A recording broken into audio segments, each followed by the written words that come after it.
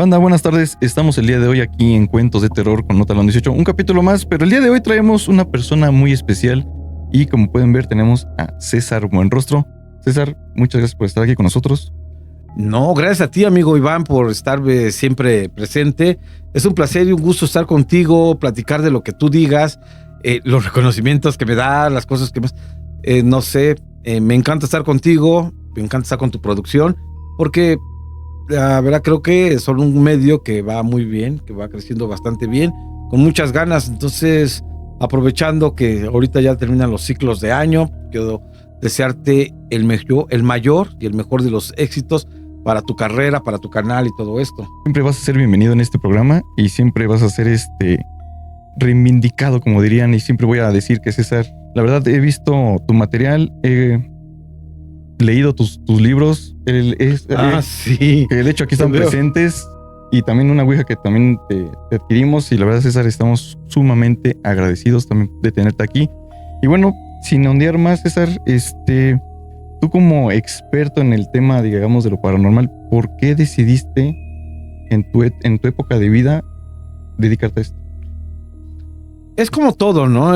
Todos en algún momento tenemos esta inquietud. Oye, hay algo más allá, hay poderes de la mente, hay milagros, hay un Dios, hay tantas cosas que nos hace pensar que hay un mundo mágico detrás de todo esto, ¿no? El famoso mundo esotérico o el mundo del ocultismo. Entonces, tú dices, ¿por qué hay gente que no quiere que te enteres, ¿no? ¿Por qué la iglesia no quiere que te enteres de esta información? Y es ahí donde empiezo yo a investigar, a ponerme al día sobre estos temas. Empiezo a aprender hipnosis, empiezo a aprender control mental, me involucro con chamanismo urbano, que es el que actualmente predomina, por ejemplo, en la Ciudad de México hay mucho chamán urbano. Conocí santeros, la Santa Muerte, porque yo soy de los 90, y la Santa Muerte como que empieza a aparecer ahí como de los 2000, a pesar de que se afirma que son muchísimo más antiguos. El concepto real, el que tenemos ahora, ya es más moderno. Pero entonces, como periodista, yo estudié periodismo, sucede que yo pensaba que había un nicho que estaba descuidado, ¿no? Y no había mucha gente, y la que había como que no era muy confiable, y así que pues, me empecé a involucrar, y yo llego a platicar y a tener revista de ovnis. Empiezo a dirigir también, codirigir más bien la de La Mano Bendita de mi buen amigo Luis Suárez, que ya falleció. O sea, son de la gente que todavía son de esa escuela. Luis Suárez, don Pedro Ferriz, Luis Ramírez Reyes, en fin, todas estas personalidades que en su momento eran las que la rifaban. Me tocó convivir con ellos, lo cual estoy bien agradecido. Mi amiga Michanti también. De muchas cosas que aprendí no voy a decir para mal, pero sí que aprendes y conoces ya el rubro. Así que me involucro, hago muchas amistades con todo mundo. Me tocó ver, por ejemplo, cuando se inauguró el pasaje esotérico. Fui padrino en algún momento del pasaje esotérico, porque ahí pues trabajaba, en ese entonces era el maestro Sebastián, que salía con una capa y bien elegante. Después ya se quedó Eduardo Narváez, que es también un amigo mío, que estuvimos en el CEA. Estuvimos en el CEA desde hace muchos años. Entonces, la vida te va llevando por ese tipo de caminos donde conoces muchísima gente. Ahora sí, para bien o para mal. Algunos pues ya se quedaron en el camino, otros siguen siendo mis amigos. Otros como Jerry Fuentes, que fue el que me llevó a la televisión. Fíjate, a través de Luis Suárez, me le dice Luis, oye, a me lo pones en la televisión. Pum, me ponen, y a partir de ahí ya fue un camino de estar siempre presente en los medios. Y para la gente que le gusta la televisión, déjenme decirles que pues, tal vez puede parecer fácil, y lo es, pero siempre hay unas exigencias en la televisión. Debes de cumplir con esas exigencias, sobre todo la puntualidad. Si llegas tarde a un llamado, olvídate que te vuelvan a decir, ven. Puedes saber mucho, pero si no funcionas en los parámetros de producción, adiosito, ¿no?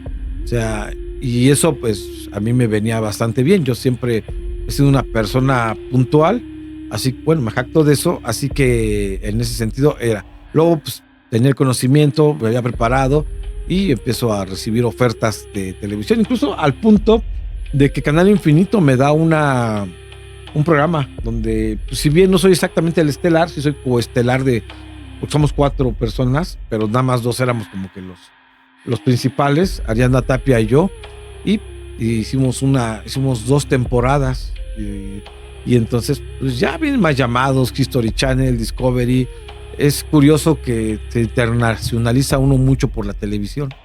Justamente creo que es uno de los temas más importantes a veces del tema, y más que es un tema que la gente no abandona tan sencillamente, y es como que hay más público de esta parte, ¿no? Entonces, y ahora, como tú bien lo dices, el mismo mundo en el que te has metido te has estado uniendo a gente que aunque no lo quieras, es gente que a lo mejor conocías en aquellos momentos y te vuelves a encontrarlas más adelante. Es bien padre porque además hay referencias, ¿no? Hace poco estuve con una premiación de mis amigos de la Ruta Paranormal y me invitan como asistente y ahí empiezo a conocer.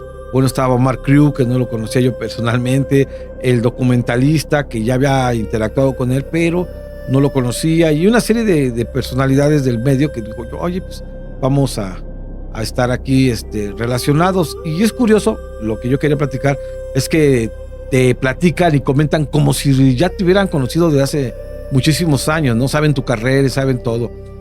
Hoy día que llego yo a Cara a Cara, donde estoy participando actualmente en el canal de Maussan TV, que es un programa que ya agarró un rating impresionante, se está transmitiendo por televisión abierta, por televisión por cable y hasta el History Channel. Nos hemos ido ahí.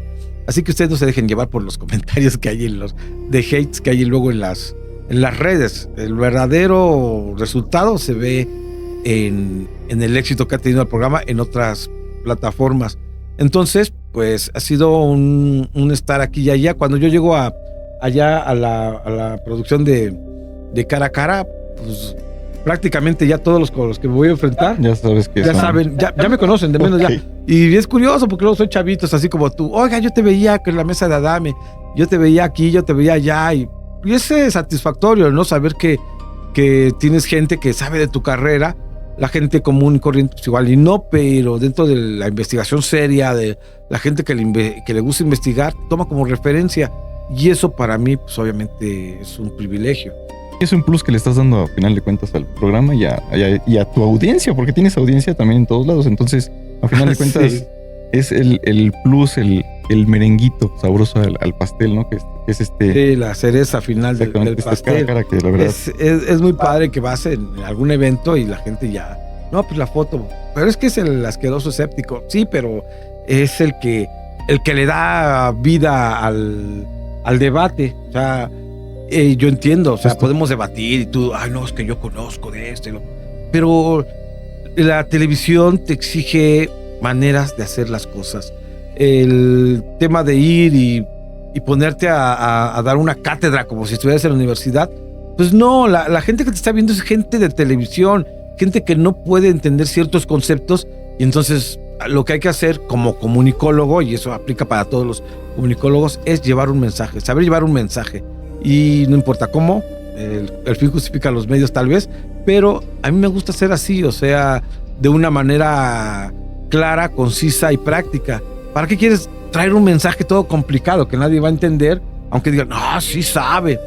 Pero hay diferencia entre saber, conocer y pues nada más aparentar y querer pararte ahí como que a pavonearte. Yo sí sé, ¿no? Pero ¿eso qué? O sea, si el conocimiento finalmente no lo puedes transmitir, no sirve de nada. Sí, no. Y es una lucha de egos entre el que yo lo sé, el escéptico, el creyente, y de ahí no paras a empezar, digamos, una discusión que, lejos de ser un debate, un cara a cara como lo vimos el otro día, se convierte en un capítulo, digamos, más tedioso del tema principal que se tendría que hablar. Sí, la gente cuando no voy, ay, ¿por qué no vas? Pues es que no es el punto, ¿no? Yo, mi, digamos, especie de contrato, es ir nada más una vez cada 15 días. Y hubo una época en que dejé de asistir porque yo ya tenía compromisos en otras empresas, en otros lugares, porque pues también hay que trabajar. El tema de los libros por ejemplo, ha sido maravilloso, porque después de 30 años recopilar tantas cosas, me ofrecen editar libros. No es tanto editar, significa retomar temas que ya fueron manejados en algún momento y que uno tiene que volver a sacar. Entonces hay que actualizar, verificar idiomas, verificar palabras, conceptos, que de hecho quiero decirles, amigos, que ahí todavía la IA no nos ha ganado, porque la IA puede traducir unas cosas mal. Cuando se habla del Sabbat aquí dentro del tema de la Kabbalah, por ejemplo, la IA dice, ¡ay, el sábado! No, es el Sabbat, o sea, es la celebración judía. Así que hay que saber los conceptos para poder escribir. No es tan fácil, no es sencillo y solamente queda para la gente que conoce.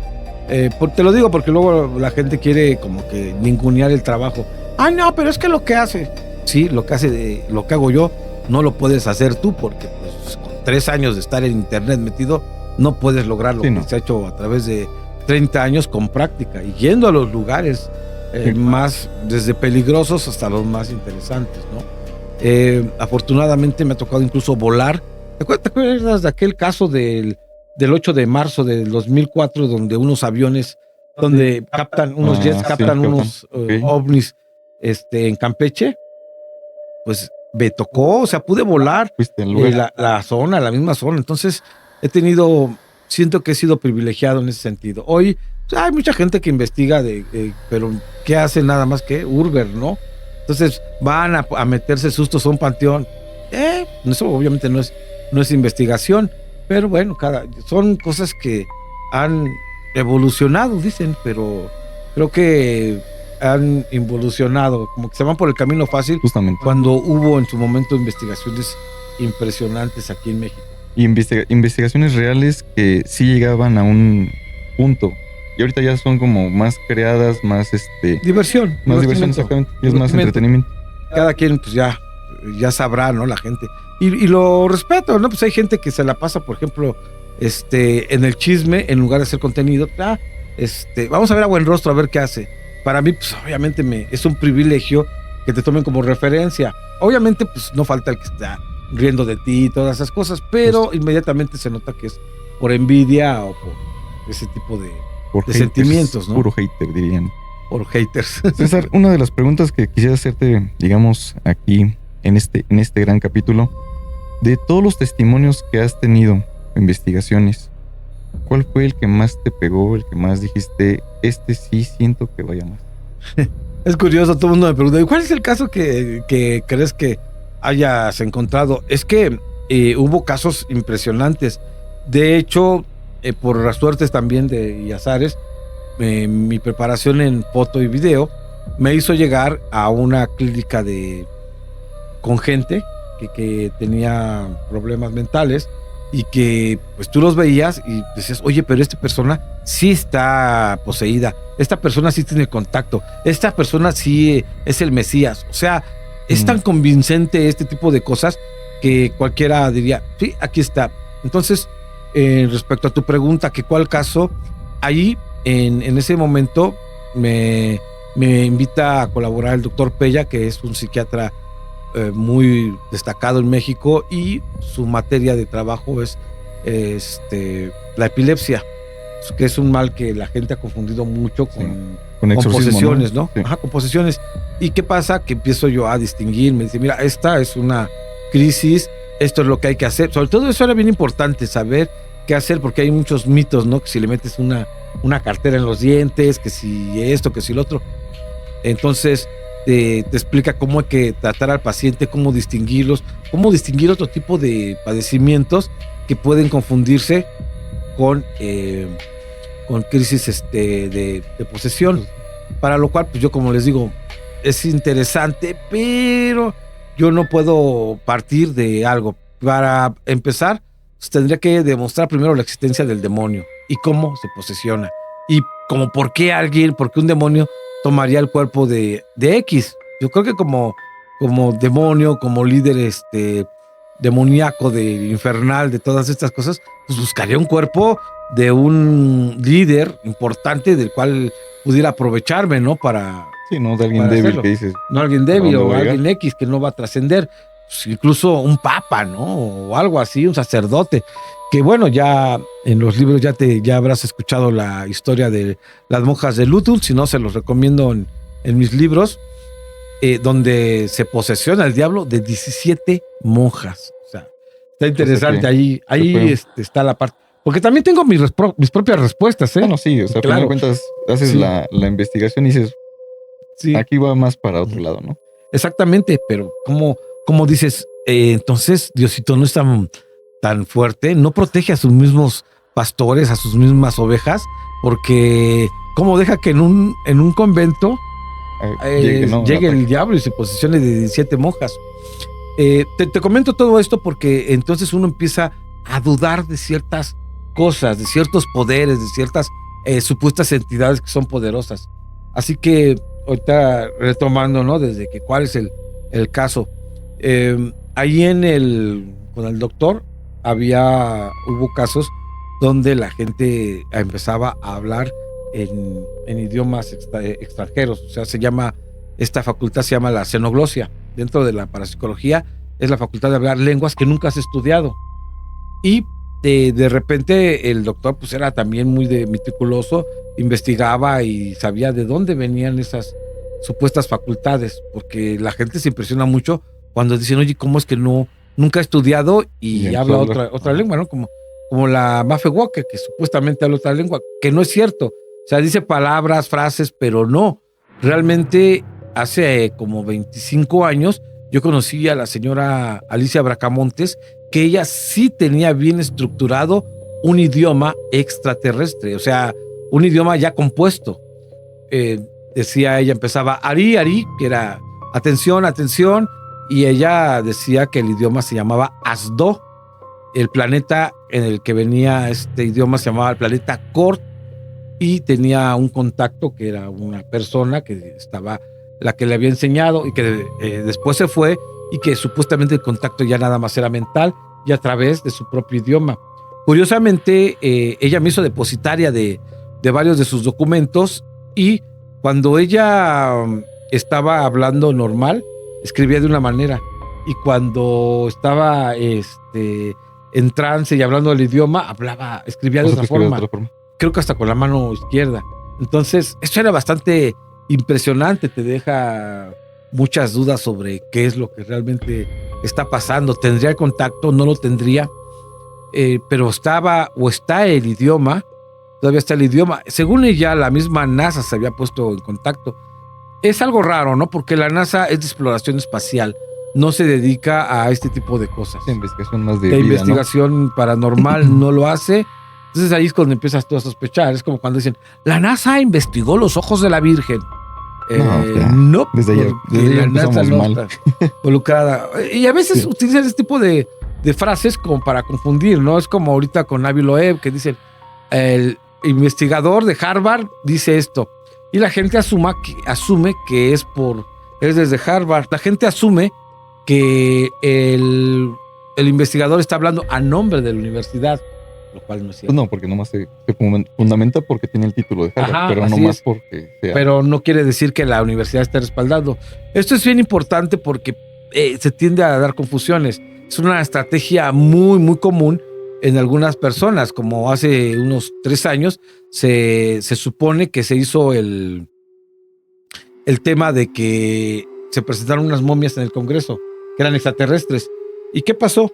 La gente pensaba que, como había ocurrido en la Cámara de Diputados, México, o sea, las autoridades, el gobierno, estaba anunciando que en México nosotros decíamos que había vida extraterrestre y que teníamos los cuerpos. No, simplemente se prestó una sala para hablar de ese tema, pero ni el gobierno, ni nadie. Incluso la misma UNAM en ese momento salió y se dijo, no, a ver, yo nada más hice esto, pero no estoy respaldando que haya vida extraterrestre, ni que esos cuerpos sean extraterrestres.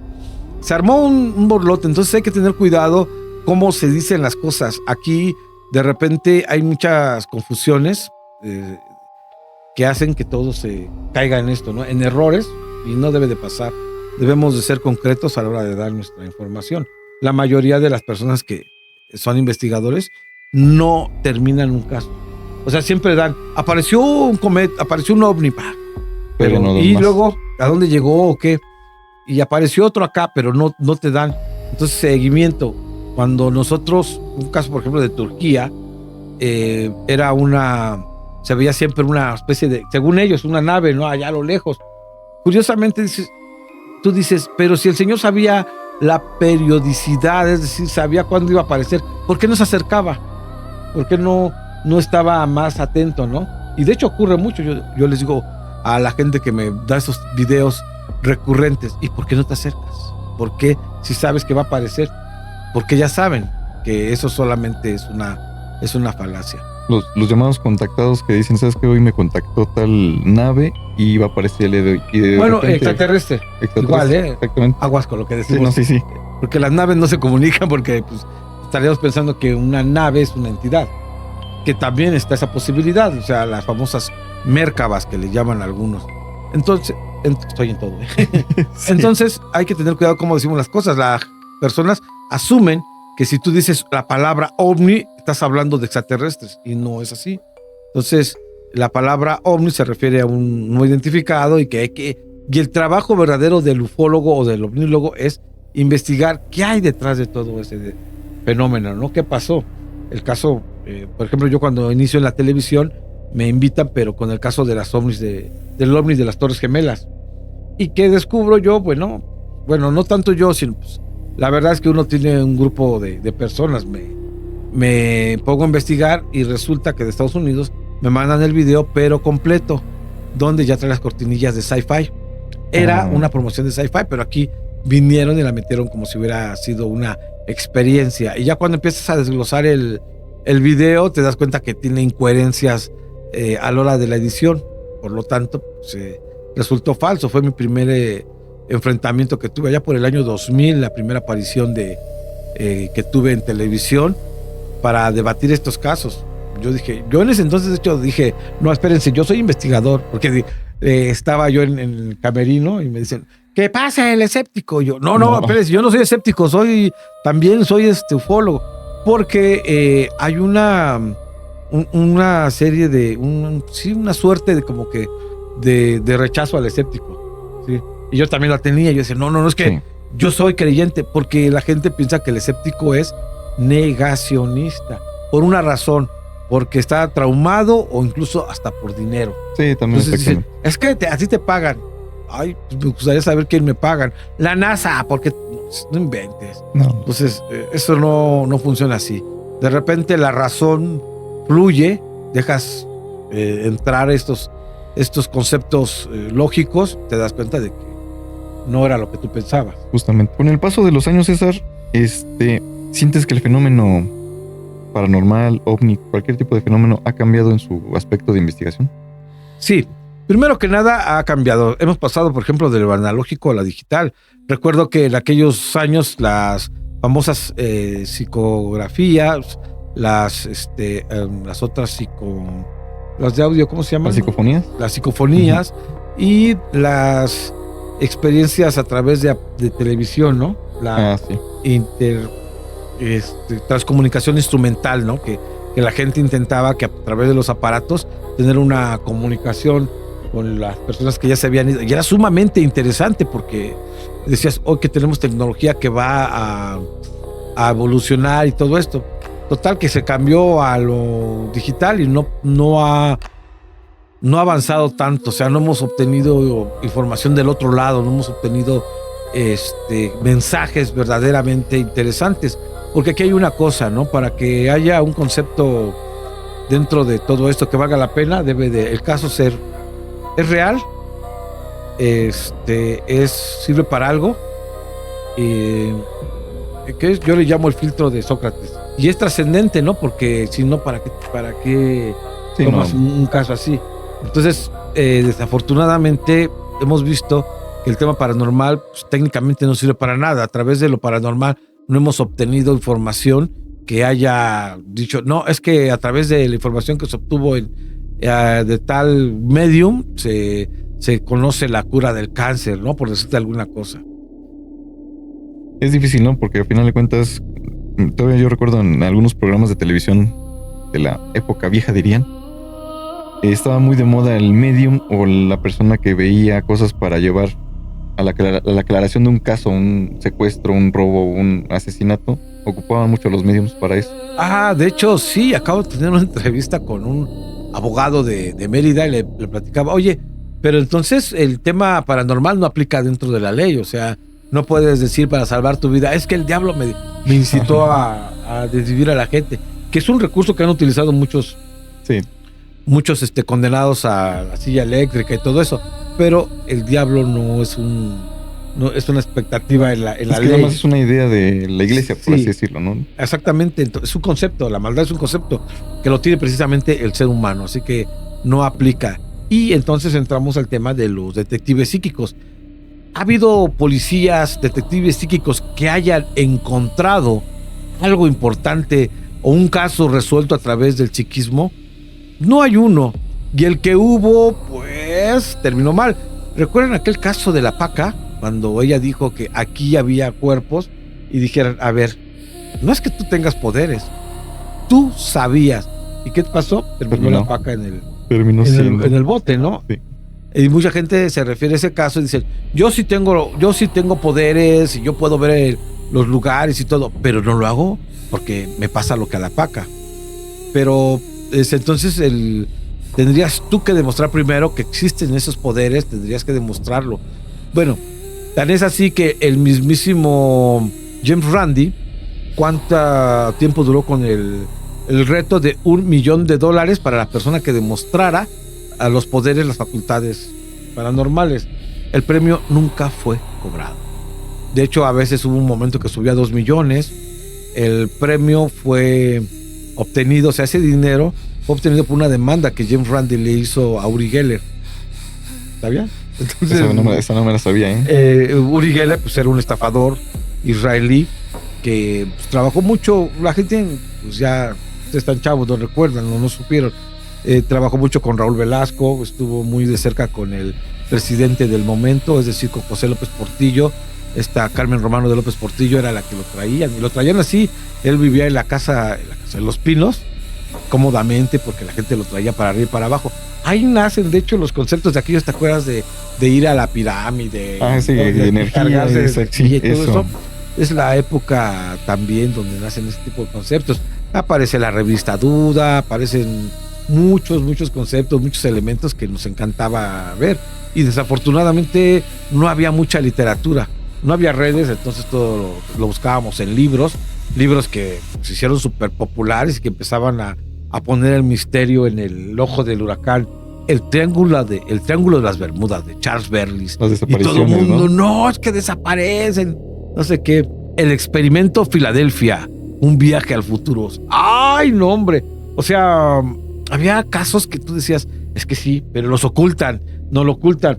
Aquí donde estamos, a un 2-3 kilómetros, por ejemplo, se dice que ahí bajó una nave que pasó en el espacio, pero quedó a una nave espacial que viajaba también en el tiempo, y no calculó ¿cómo se llama? No calculó bien el espacio y quedó atrapado en la roca. Y como quedó en una cantera, hasta que no estuvieron buscando en la cantera, le encontraron la nave. Es una historia muy padre aquí. De hecho, es en la cantera que está cerca del Metro Universidad. Ahí ocurrió todo eso. Está muy interesante. ¿Dónde pones tú el límite entre el misterio y el espectáculo? Qué buena pregunta. El límite. Antes, pues yo me procuraba que esto se cayera en lo real, en todo esto. Entonces, sí sé que muchos de mis colegas hacen este tipo de shows por espectáculo, por llamar la atención. Entonces, cuando utilizan la palabra paranormal, es como para darle ese valor. O sea, sí, es una investigación paranormal, cuando en realidad son historias de terror. O sea, no puedes tomar una historia de terror y decir, te voy a contar una historia de terror, pero es mentira. Mi abuelito, te voy a platicar de mi abuelito que se macheteó con el diablo en el cerro, pero es un cuento.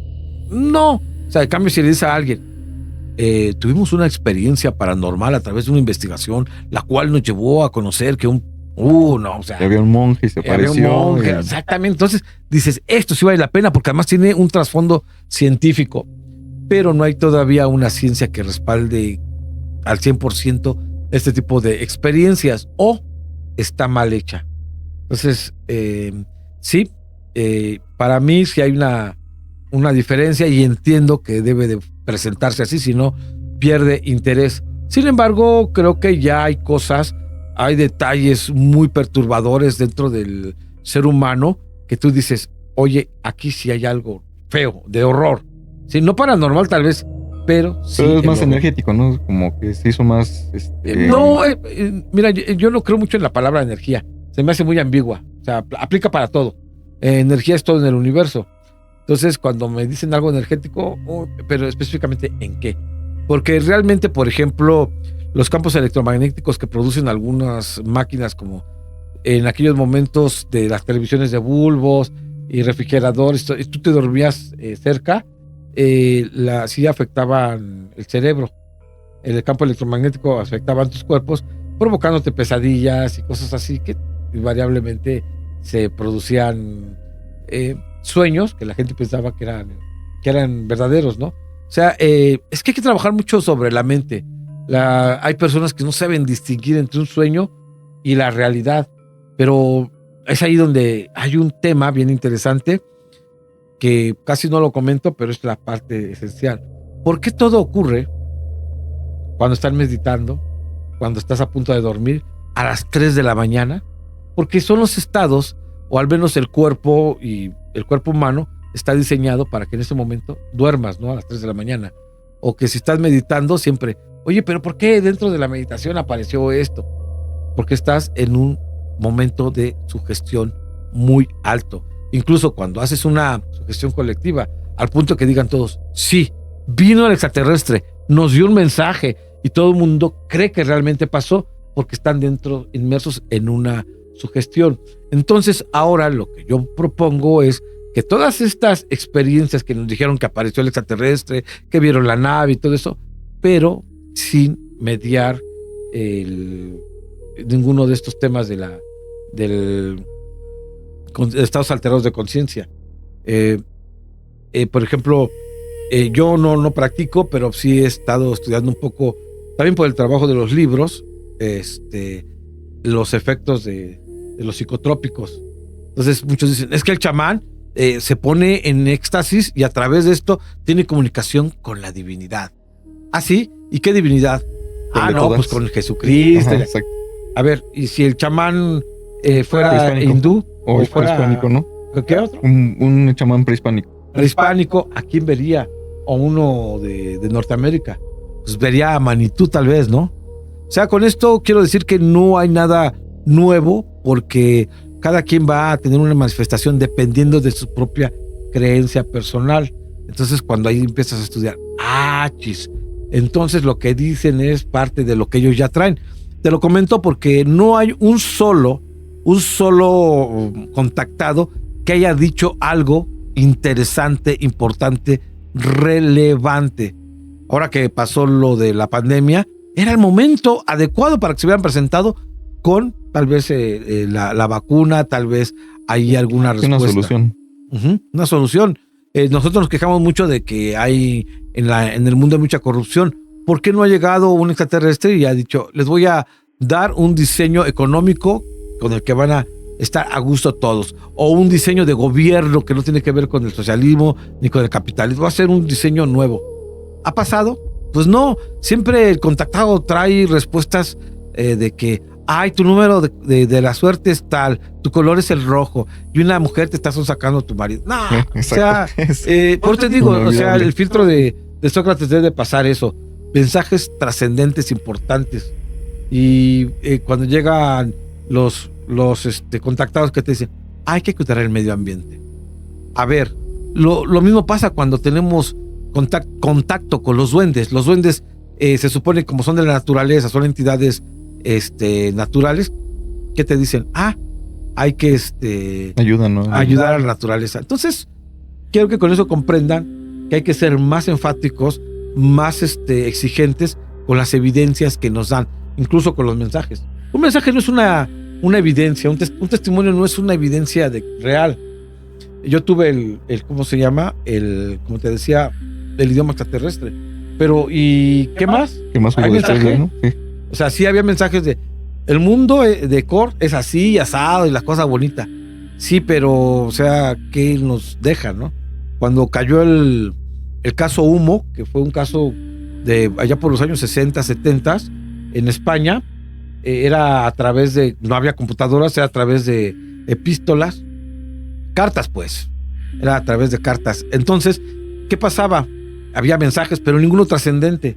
Pero te hablaban de que ellos ya sabían qué había detrás de ciertas cosas, de tales misterios que se habían transformado en humanos.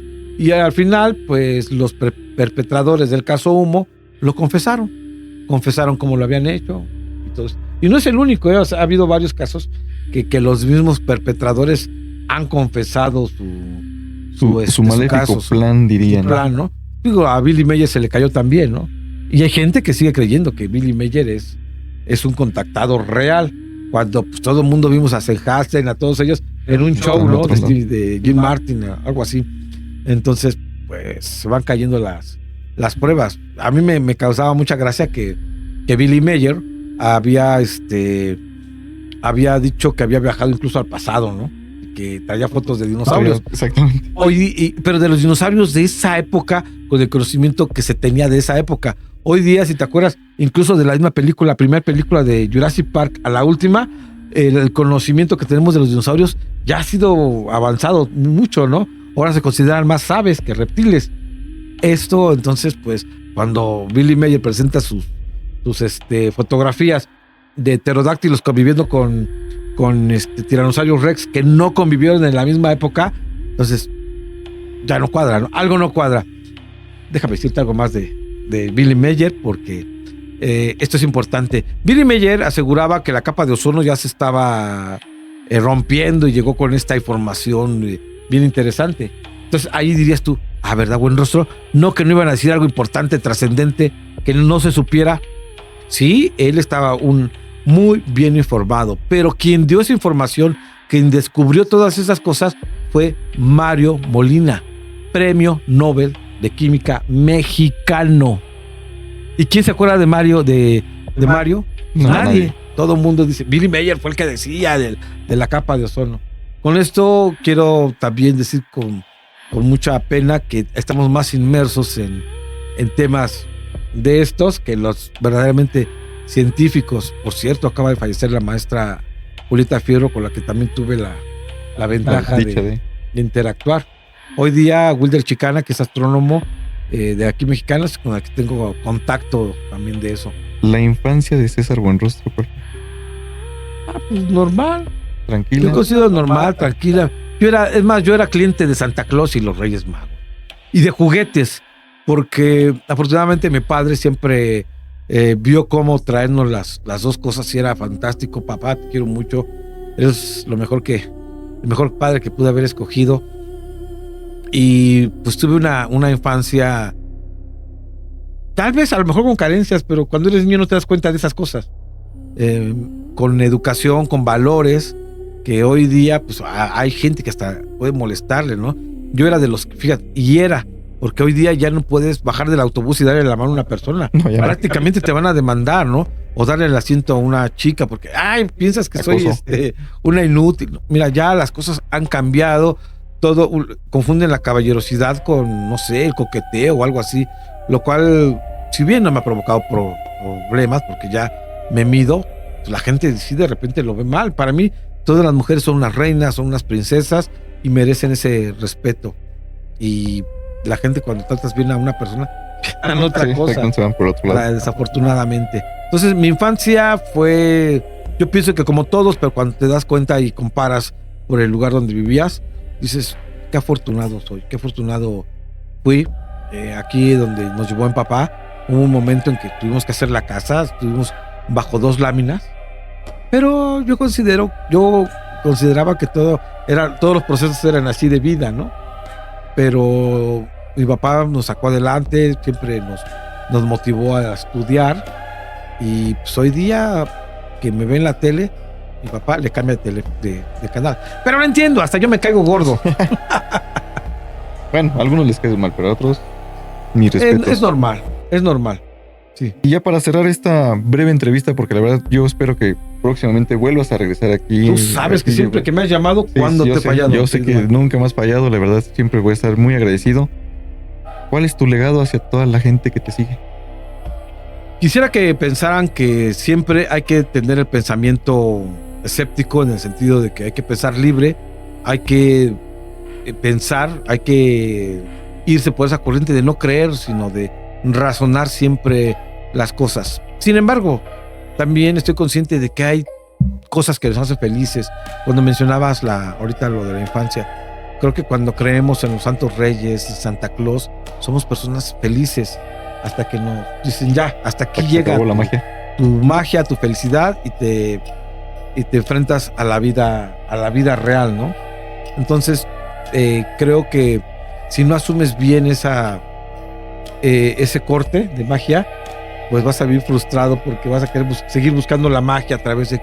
No, es que seguramente con un ritual voy a ser rico, con un ritual voy a tener a la mujer de mis sueños. Entonces hay que ser realistas en la vida y eso pues te hace tener una forma más relajada de tomar la vida, ¿no? Que si te vas a morir, bueno, que si va a pasar, bueno, o sea, no ser conformista, ¿no? Sino ser realista. Uh-huh. César, y digamos que ya para finalizar y despedirnos de César, tus redes sociales y dónde te pueden localizar. Me puedo localizar en mis redes sociales, que tengo prácticamente todas. César Buenrostro, comunicólogo. No sé si este 2026 cambiemos a otras cosas, porque pues, los cambios son buenos. Afectan mucho la hora de la búsqueda, pero siempre creo que la gente me encuentra por Evidencia X, César Buenrostro, y allí están atrás de mí y ahí podemos platicar de mis libros.